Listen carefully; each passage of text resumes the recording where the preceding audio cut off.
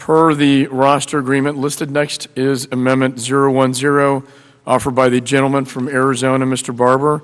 Would the gentleman like to offer his amendment? Yes, Mr. Chairman. I'd like to offer the amendment. The clerk shall report the amendment. Amendment to the amendment in the nature of a substitute to H.R. 1417, offered by Mr. Barber. Without objection, the reading of the amendment is dispensed with. Mr. Barber, you're recognized for 5 minutes. Thank you, Mr. Chairman. We've discussed many times this morning and this afternoon the importance of ensuring that the people who live, work, and understand the border are heard as we move forward on the development of both a strategic plan and the metrics used to determine success.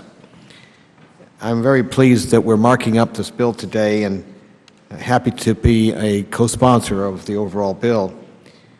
But as I said earlier today, I represent the most porous area yet uncontrolled along the southwest border. And it's extremely important to me and the people I represent that we have a strategy in place that makes sense. And in order to make sense, it has to have input from the people who are affected, the people who live and work along the border, the people who know the land and the challenges. They know the canyons, they know the mountains, they know exactly how that land works. And that's why I've offered the amendment that will require the Department of Homeland Security to hold public meetings. We will, I assume, have more private consultations, but public meetings so that, as we saw 3 years ago, when we opened up a public meeting for information sharing on the border security issue, over 250 people showed up to offer their personal experiences, and that public input really informed, I think, what we needed to do going forward.